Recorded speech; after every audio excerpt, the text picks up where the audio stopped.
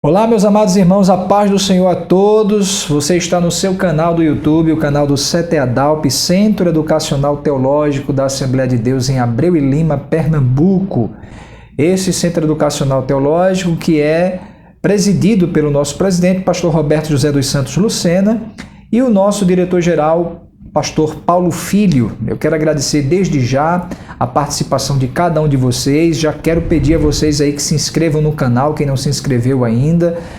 Clique aí no sininho de notificações e compartilhe esse vídeo que vai ser muito interessante para todos nós que estamos vivendo esse período aparentemente pós-pandemia. Estou aqui com o nosso querido pastor Emerson, pastor e psicólogo. Pastor Emerson, a paz do Senhor. Paz do Senhor, pastor Abraão. É um prazer enorme estar aqui com os irmãos que estão acompanhando essa live. Amém, graças a Deus. Hoje nós vamos tratar sobre um tema que acredito que muitos dizem que é a doença do século. Nós vamos falar um pouco sobre a questão do transtorno de ansiedade. E certamente é um tema que vai tocar no coração de cada um de vocês. Quantos aqui nunca se sentiu ansiosos? Claro que existem níveis de ansiedades e que se a gente não tiver anseios na vida, a gente não consegue se mover, né? Então, obviamente, o ter um certo anseio em si não é prejudicial. Mas eu queria falar com o nosso pastor que aqui está, o pastor Emerson. Estamos no segundo vídeo de uma série tratando sobre essas questões emocionais na vida do cristão. O que seria o transtorno de ansiedade generalizada, isso que vem sendo tratado aí para muitos? Pois não, pastor Abraão, falar de ansiedade, a que se diga, nós estamos falando de uma doença que atinge milhares de pessoas no mundo inteiro. Há estimativas pela OMS, a Organização Mundial da Saúde, que mais de 20% da população mundial tem um transtorno da ansiedade. Transtorno da ansiedade é diferente de ter ansiedade. Como o senhor bem colocou, ansiedade todo ser humano tem. É inerente, inclusive. Não existe pessoas que não têm ansiedade.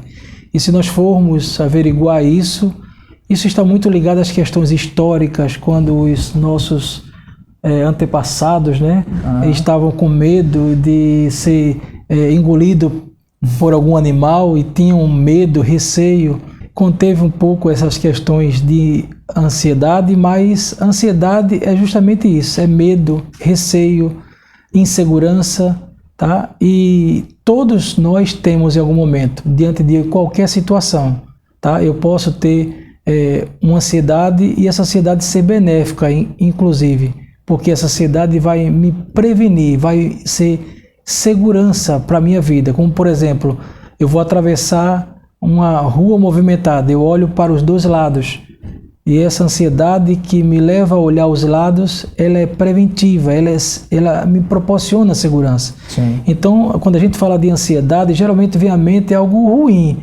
E não é. Então, é bem importante deixar isso aqui claro, que ela nos previne. Eu vou a um lugar muito alto e eu tenho medo de me colocar, na sacada daquele prédio alto porque eu posso cair. Essa ansiedade, ela me protege, tá? Se não tivesse esse medo, esse receio, eu poderia ter muito mais probabilidade de acontecer um acidente comigo. Então, olhando por esse ângulo, ela é benéfica. Agora, a TAG, que é o transtorno da ansiedade generalizada, a ansiedade como transtorno de fato, ela se caracteriza pela preocupação excessiva que o indivíduo tem, tá? Ele tem uma preocupação excessiva e inclusive essa é uma das definições do nosso DSM-5, que é o Manual de Diagnóstico de Saúde Mental. Ele traz essa definição, uma preocupação excessiva. É como se o indivíduo tivesse ou vivesse em alerta o tempo todo. É como se o sistema estivesse ativo e ele acredita que alguma coisa de muito grave, alguma coisa ruim vai acontecer. Então, a ansiedade é isso, é uma preocupação exacerbada, exagerada, excessiva, que o indivíduo vai desenvolvendo ao longo dos anos e vai se caracterizar, de fato, como transtorno, a intensidade e a frequência. Ou seja, isso está me incomodando, quando me incomoda e é algo muito frequente, que eu não consigo mais fazer as minhas atividades que antes eu fazia, não tem mais controle sobre a ansiedade. Porque eu não tenho controle sobre elas, os meus pensamentos estão presos a isso, e então é um momento da gente parar, pensar e verificar que alguma coisa está acontecendo, e aí, como de fato, através das investigações, da terapia, vai ser observar se de fato isso é um transtorno, né, da ansiedade, ou se apenas o indivíduo está tendo dificuldades de lidar com as suas questões emocionais. Muito interessante essa colocação. Então, a ansiedade, de um modo geral, benéfica, né, muitas vezes faz parte do nosso dia a dia, da nossa relação pessoal e social. Imagina só, às vezes as pessoas, quem vai casar, por exemplo, fica ansioso para chegar o dia e tal, mas há um certo nível. Eu achei interessante essa colocação do senhor, que até que ponto a ansiedade ela é prejudicial é quando ela perde o controle. A gente perde o controle dela, ela está ali presente o tempo todo, como sinal vermelho, o tempo todo nos alertando. A gente não tem mais a liberdade de trabalhar como trabalhava antes, estudar como estudava antes, viver a vida, interfere no nosso bem-estar, não é isso? Perfeito, é porque é justamente isso. O indivíduo fica com essa preocupação excessiva. É como se a vida já não existisse mais. Só existe aquele pensamento. Algo de muito ruim vai acontecer. E isso toma conta da mente do indivíduo, que nós estamos falando de um transtorno mental, de modo que as outras atividades já não têm mais sentido para ele. Ele dorme e acorda pensando naquele problema, naquela situação, e isso vai trazendo algumas dificuldades, tá, para esse indivíduo, não apenas nas questões de relacionamentos, no trabalho, na concentração, nos estudos, mas essa ansiedade vai deixando esse indivíduo muito que fora de órbita, tá? Vai trazendo dificuldades à sua própria existência como ser. É como se não existisse mais sentido para ele, a não ser pensar. E esses pensamentos geralmente são pensamentos, nós definimos como pensamentos disfuncionais, porque não traz a esse indivíduo benefícios para ele, só traz disfunções, só deixa esse indivíduo em alerta, e esse estado de alerta que nós podemos ficar em algum momento por uma necessidade, que é importante, é o sistema simpático e parasimpático, mas se ele fica o tempo todo ativo, esse indivíduo, exatamente, esse indivíduo vai ter muitas dificuldades de lidar com as pessoas, vai ter dificuldade de lidar consigo mesmo e vai ter dificuldade de lidar com uma sociedade cada vez mais frenética e cada vez mais cobrando, né, desse indivíduo. Muito bem, então há essa diferença que o senhor colocou aí sobre a ansiedade como um todo e esse transtorno de ansiedade, que é essa perca de controle. Eu até achei interessante, o senhor falou que muitas vezes perde o controle dos pensamentos. Eu estava aqui me recordando do texto, quando Paulo escreve: tudo que é puro, tudo que é amável, tudo que é verdadeiro, se há alguma virtude, se há algum louvor, nisso pensai ou nisso ocupe o vosso pensamento. Pastor Emerson, o que provocaria então esse transtorno de ansiedade? O ter um certo nível de ansiedade, tudo bem, é uma coisa corriqueira, mas o que provocaria essa questão patológica, esse transtorno, esse desequilíbrio de ansiedade? Pode um cristão fiel a Deus, crente, vivenciar um momento de transtorno de ansiedade, e o que causaria isso? Quais seriam as causas principais? Perfeita pergunta, pastor Abraão, muito importante, porque quando a gente fala de ansiedade e de transtornos da ansiedade, os especialistas ainda não têm um consenso com relação à causa dessa ansiedade, tá? Porque em alguns momentos são questões intrínsecas do próprio ser humano, tá? São fatores da predisposição do indivíduo, tá? Ou seja, parte genética, tá, que colabora. Outros vão dizer que é apenas fatores externos, o ambiente, por exemplo, a família, os relacionamentos, o trabalho que esse indivíduo está desenvolvendo. Mas nós sempre temos, e aí chegamos a uma conclusão de que a junção dessas duas teorias, ela sempre é mais plausível, porque tanto existem fatores genéticos como fatores ambientais que provocam essa ansiedade, tá? Então, às vezes o indivíduo tem a predisposição genética, mas o ambiente é favorável, tá? Então, é possível que mesmo com a predisposição genética, o indivíduo não venha desenvolver o transtorno em si da ansiedade ou os seus correlacionados, como, por exemplo, as fobias, os toques. Mas por que isso acontece? Por causa do fator ambiental, tá? Pelas questões externas desse indivíduo no meio. Mas às vezes acontece de que esse indivíduo não tem a predisposição genética, mas às vezes o ambiente é um ambiente de risco, tá? Um ambiente onde as relações elas são muito conflituosas, às vezes dentro do próprio lar desse indivíduo, às vezes são crianças que se submetem a violências, por exemplo, sofrem traumas, e quando chegam na vida adulta, às vezes nem precisa chegar, porque já se tem, pastor Abraão, ansiedade na infância e na adolescência. Sim. Antigamente se pensava que a ansiedade apenas acontecia, como o caso da depressão, na vida adulta, e não é bem assim. Já tem depressão na infância, as crianças já estão ansiosas, por assim dizer, justamente como reflexo dessas questões ambientais que às vezes faz com que esse indivíduo que tem mais dificuldade de lidar com as suas próprias emoções e, claro, com alguns traumas ou situações conflituosas, passe a desenvolver isso, tá? E aí tem muitas pessoas que vão desenvolver isso. Então, a junção sempre é a melhor forma de entender tanto questões genéticas, tá, como questões também ambientais. Se chama de endógena e exógena. E exógena, exatamente. Percebemos que a cada dia, eu falei no início, que é chamada de doença do século, a cada dia parece que a gente tem visto uma sociedade caminhando rumo a uma vida ansiosa. Mais ansiosa ainda. Nós vemos o aumento do tabagismo, pessoas fumando, né, mesmo sabendo, e a gente vê jovens, né, muitos jovens bebendo muito, como uma forma até de válvula de escape. E como o senhor bem colocou essa questão da criança, é impressionante essa questão. A gente sempre escuta falar que não é bom que uma criança esteja exposta à tela de um celular, por exemplo, por mais de 1 hora e meia. E hoje em dia a gente percebe isso, crianças realmente passando um bom tempo, uma espécie de babá eletrônica. E eu acredito que isso deve ser também, não é isso, pastor Emerson, um dos fatores, uma das causas dentro desse aspecto externo que tem provocado a ansiedade na vida de muitas crianças, adolescentes, jovens e adultos.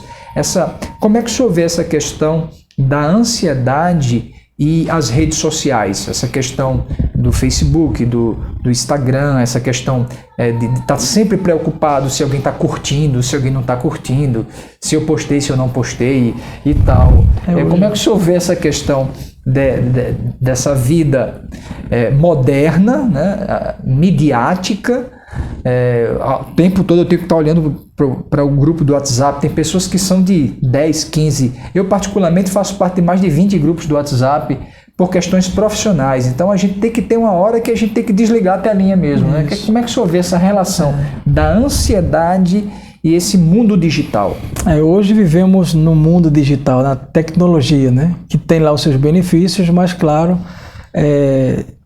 tudo depende da maneira como nós utilizamos, né? Às vezes nós temos o aparelho tecnológico que nos favorece, nos ajuda em várias situações. O grande problema, pastor Abraão, é o excesso desse uso. Hoje nós estamos vivendo uma época do imediatismo, né? Sim. Do selfie, do eu, né? Sempre evidência. Então hoje tudo que se faz se coloca nas redes sociais. E esse exagero, né? Do demonstrar, do falar, do postar, do que até come, né? Então está trazendo um prejuízo severo, principalmente as crianças, os adolescentes, né? Que tem mais utilizado, mas por mais difícil que a gente entenda, até mesmo os próprios pais, tá? Foi feita uma pesquisa nos Estados Unidos em que uma universidade constatou que um dos grandes problemas que os filhos relataram com relação à sua família era que os pais não estavam lhe dando tempo. E foi procurado saber o que era que impedia que esses pais dessem tempo aos filhos. E a resposta, por incrível que pareça, pastor, foi o celular.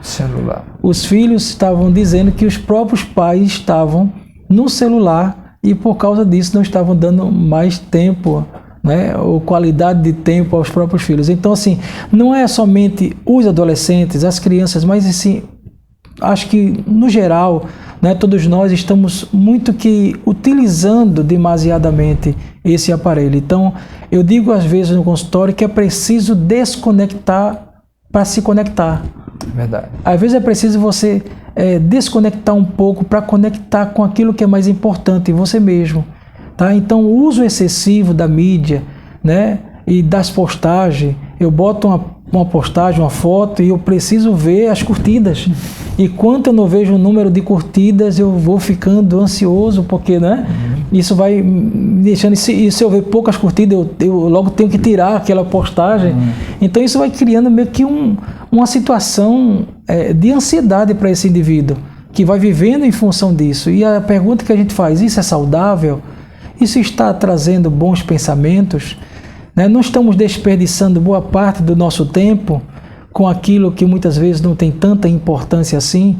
Então, é preciso às vezes desconectar para conectar com aquilo que é mais importante, nós mesmos. Então, o desconectar das redes sociais, às vezes, é a possibilidade do indivíduo de conectar-se com o mundo interior, que as pessoas hoje estão, infelizmente, não estão tendo muita atenção.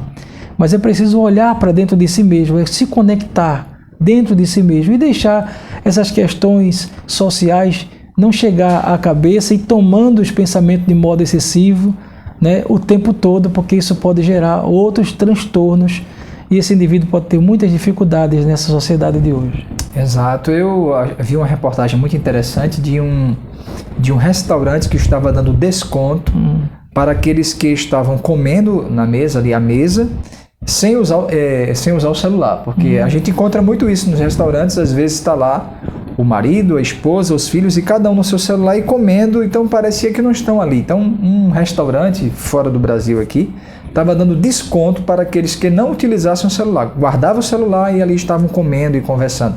Então realmente são coisas que a gente precisa repensar. Com relação a essa questão do transtorno, a gente agora está tratando do transtorno da ansiedade, transtorno generalizado da ansiedade. Quais seriam os principais sintomas, né? A pessoa pode dizer aí, irmão, eu sou um pouco ansioso, irmão, eu fico um pouco ansioso assim com as coisas, tal, às vezes a minha mão sua e tal, mas quando passou tudo, aliviou, tal. Eu fico ali, por exemplo, alguém que está escalado no culto para pregar, irmão, na hora que antes de eu pregar, eu fico ali meio ansioso, minha mão sua um pouquinho, mas depois que eu prego, alivio, passou, né? Então é uma ansiedade natural, podemos dizer assim.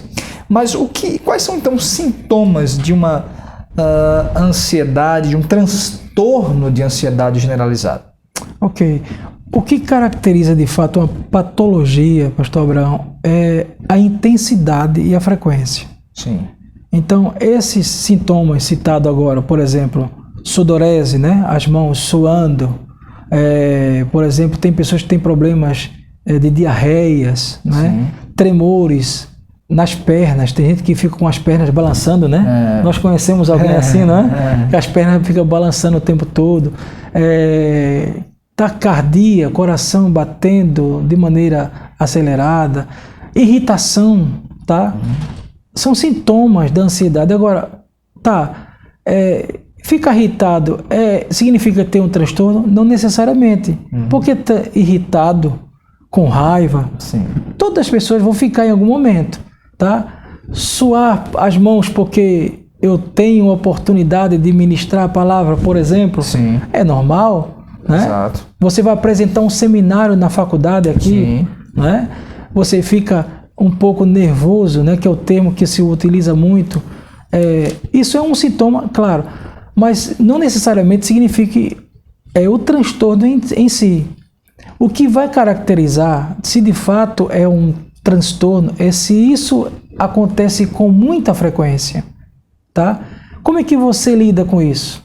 Quando o seu pastor convida você para dar uma palavra, você enfrenta ou você foge? Que geralmente o ansioso ele tem um comportamento evitativo e de fuga. Ele sempre foge, né, das oportunidades.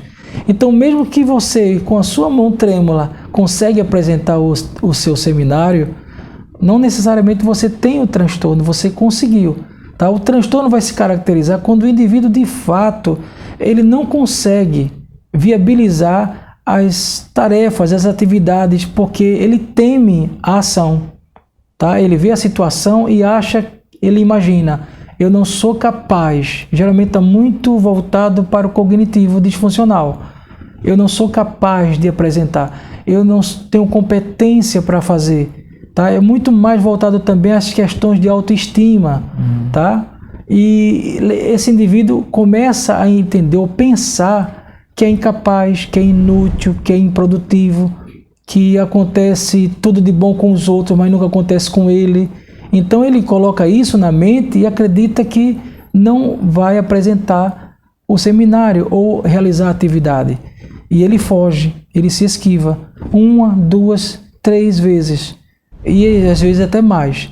Então quanto mais, o grande problema está aí, pastor Abraão, é porque quanto mais o indivíduo foge da situação, mais ansioso ele fica. Mais ansioso ele fica. Então quanto mais o indivíduo foge, não é, mais transtorno ele pode estar trazendo para si mesmo. Então o recomendável é você enfrentar essa situação temida e buscar estruturar o seu lado cognitivo e pensar mais funcionalmente. Por que eu não tenho capacidade de fazer? Por que eu não posso realizar aquela atividade? Tá? Geralmente as pessoas têm essa potencialidade, mas acreditam pelos pensamentos disfuncionais que não vão realizá-las. Isso as deixam mais ansiosas ainda, como uma bola de neve. Então a intensidade e a frequência disso vai se caracterizando de fato a patologia. Então, tá? Se você está com alguma ansiedade porque você vai casar, como o pastor Abraão falou aqui, é puramente normal. Agora, se você vê que isso está acontecendo, tremores no seu corpo, você está sem conseguir dormir, tem pessoas que não conseguem dormir, tá? E tem pessoas que não conseguem se alimentar, perdem o apetite ou comem demais, né? Que geralmente acontece muito na ansiedade, a pessoa começa a comer, começa a engordar, inclusive, né? Tem alteração corporal por conta disso. Então você perceba que isso está frequente, está intenso, está lhe causando dor, você não está se sentindo bem com isso, então aí sim caracteriza-se uma patologia. Por isso é preciso buscar ajuda, tá? Identificar o que está causando essa dor ou essa situação de ansiedade e aí poder trabalhar através da psicoterapia ou das intervenções que existem para sanar e minimizar, aliviar essa ansiedade para que o indivíduo se sinta melhor. Exatamente, né? Nós falamos inclusive no vídeo passado de algumas atitudes que devemos ter em relação ao nosso cuidado com a nossa vida emocional. Eu acredito que muitos desses cuidados servem também em relação para a ansiedade, para canalizar um pouco isso, essa questão da pessoa praticar uma atividade física, isso vai provocar de certa forma um certo alívio, da pessoa procurar muitas vezes não se isolar tanto, e aí entra a questão que a gente fala, nós como cristãos, a questão da espiritualidade. A Bíblia vai dizer, lançando sobre ele, sobre o Senhor, toda a vossa ansiedade, porque ele tem cuidado de vós. Então, essa questão da oração, mas aquela oração de entrega mesmo, né? Não é aquela oração que você dá a Deus e ao mesmo tempo fica preocupado, mas essa capacidade de confiar em Deus, de colocar os seus dias diante do Senhor. Muitas vezes a gente fica tão atarefado e preocupado com algumas atividades, e chega um momento que a gente precisa de fato chegar assim e dizer, poxa, quanto mais eu me... Jesus falou isso lá no capítulo 5 de Mateus, ele disse, vocês por mais ansiosos que vocês estiverem, vocês não serão capazes de levantar sequer um côvado à sua altura, 40 e poucos centímetros. Ou seja, a ansiedade, como o senhor bem colocou, ela não vai ser produtiva. Então, por mais ansioso que eu estiver em relação a alguma função, alguma atividade que eu vou fazer, isso não vai causar um bom resultado. Então, o ideal de fato é lançar, é jogar esse sentimento. Eu percebo, pastor Emerson, que às vezes essa ansiedade surge quando há aquela percepção de falta de controle, né? Eu não tenho controle sobre isso, sobre alguma coisa, então eu começo a ficar ansioso. Então, se eu não tenho controle sobre aquilo, para que me preocupar tanto com aquilo? Lançar nos pés do Senhor. Mas eu acredito que, claro, muitas vezes acontece isso, a gente ora, a gente busca Deus e Deus traz conforto. Às vezes a gente escuta uma palavra de Deus em um culto e Deus nos conforta profundamente e a gente sente aquele alívio profundo. Mas eu acredito que ainda assim vai depender da vida de cada um, da característica, da personalidade, da vida emocional de cada um. Acredito que alguns precisem de um atendimento psicoterápico, não é isso? De um terapeuta, não é isso, pastor? E quando é que, por exemplo, uma pessoa, mesmo crente, ele deve procurar porque às vezes a sobrecarga da vida de alguns conseguem lidar com certos problemas mais do que outros, né? É crente, é servo de Deus, é serva de Deus, mas às vezes há problemas que surgem que nos pegam extremamente de surpresa. A gente ora, a gente lança diante do Senhor, mas a Bíblia diz também que devemos carregar a carga uns dos outros. Às vezes a gente precisa dividir a carga com alguém. E às vezes a gente procura alguém para dividir a carga. Às vezes o nosso pastor, né, ele nos ouve, nos escuta e isso alivia a carga. Às vezes um amigo de confiança nos faz sentirmos mais aliviados. Mas há situações patológicas, como o senhor bem colocou, que de fato é necessário procurar um profissional, que assim como a gente procura um dentista quando está com problema no dente, a gente procura um cardiologista quando está com problema no coração, às vezes há necessidade de procurar um profissional na área da mente, posso dizer assim, o psicólogo, da psique, para cuidar, para nos ajudar, né, a mediar esses momentos de conflito. E em quais momentos, assim, pastor Emerson, o senhor acredita que é importante uma procura por um psicólogo? Perfeito. Quando a gente fala de psicoterapia, pastor Abraão, a gente está falando de dois indivíduos que se unem, tá, numa aliança terapêutica para a promoção do bem-estar e de uma saúde mental, né? Que, claro, quando a gente fala saúde mental, está relacionado ao corpo também, porque não há como dividir esse ser humano, né? Sim, a gente divide por questões pedagógicas, mas o corpo e alma, mente, está tudo junto, né, nesse indivíduo. E a psicoterapia, por mais que muitas pessoas pensem de maneira equivocada que são apenas para as pessoas que têm muitos transtornos mentais, tá? Inclusive tem pessoas que chegam a pensar que psicólogo é médico de louco, né? De pessoas que não têm, são insanas. Então tem essa visão, claro, uma visão arcaica, né? E que tem sido desconstruído já há alguns anos. Aqui, inclusive, a gente abre o parêntese para falar de que a psicologia faz 60 anos, né? Esse ano, 60 anos de profissão aqui no Brasil. Então, o Conselho Federal de Psicologia, inclusive, realizou várias atividades, vários simpósios, justamente para tentar também fazer com que as pessoas possam entender que não necessariamente eu preciso ter um transtorno para buscar a ser acompanhado por um processo psicoterápico, tá? A psicoterapia é para todas as pessoas. A gente falou, inclusive, né, que para o líder, né, que deseja liderar e liderar com eficácia, precisa cuidar de si mesmo. Então esse líder pode buscar ajuda, inclusive, para as suas questões existenciais, seus problemas pessoais, que muitas vezes não compartilha com o grupo, né, na igreja, por assim dizer, ou com a família, e lida com a pessoa que está lá ouvindo, acolhendo essa dor, ressignificando todo esse acontecimento e ajudando a passar por essa experiência, a fim de que esse indivíduo possa estar bem consigo mesmo para desempenho de suas funções. Então, respondendo a sua pergunta, qualquer indivíduo que perceber que quer investir em si mesmo, pode fazer esse trabalho. É claro que geralmente as pessoas só vão buscar, e se forem homens, né, só chegam ao consultório nas últimas. Né? As pessoas geralmente buscam ajuda quando tem realmente uma necessidade da qual eles não possam lidar com ela. Mas se você tem a condição, se você tem a possibilidade de autoconhecimento, porque a psicoterapia também, um dos seus objetivos é proporcionar esse autoconhecimento ao indivíduo.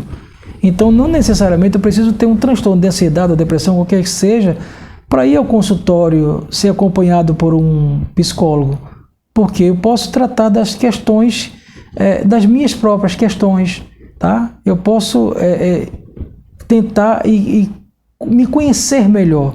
Então, o processo de conhecimento, tá? Valorização da sua própria autoestima. Então, quando você quiser, puder e sentir a necessidade também, pode buscar ajuda, tá? E hoje, inclusive, tem muitos atendimentos, inclusive nós aqui, né, no Tempo Central, aproveitar a oportunidade também para agradecer o pastor presidente, Roberto José dos Santos, que tem aberto esse espaço aqui. Aqui nós não realizamos psicoterapia, é bom deixar isso bem claro, tá? Mas aqui nós podemos também, acolhemos os nossos irmãos quando aqui chegam, tá? E com algum problema, já atendi vários casais, pessoas, adolescentes. Nós temos uma sala de escuta, né? Nós identificamos a sala como uma sala do acolhimento, tá? E essa sala está disponível para atender as pessoas que têm um problema de emergência, que querem uma orientação. Às vezes as pessoas querem uma indicação, como é que eu faço? Eu estou passando por isso, então aqui tem uma espécie de plantão, pastor, tá? E de orientação para que essas pessoas possam ir realmente nos serviços públicos e nos consultórios, quer sejam particulares ou quer sejam públicos, e buscar ajuda, porque todo indivíduo, se ele bem soubesse os benefícios que a psicoterapia promove, todos nós faríamos, né? Porque realmente é um investimento no eu, é um investimento em você mesmo. É você estar investindo no seu autoconhecimento, lidando com as questões de assertividades, que ainda chegam muitas pessoas, né, assim, que muitas vezes se anularam por muito tempo e no consultório começa a perceber que foram anuladas e que precisam, né, de certa forma, ressignificar isso, aprender e viver melhor. Muito bem, queridos, eu quero já de antemão agradecer a participação de todos vocês nesse vídeo aqui. Realmente foi curto, né? Acredito que algumas dúvidas poderão surgir, mas eu quero agradecer a participação de cada um de vocês. Quero dizer que o Deus Todo-Poderoso que criou a sua vida, criou a sua alma, criou o seu corpo, Ele está no controle de todas as coisas.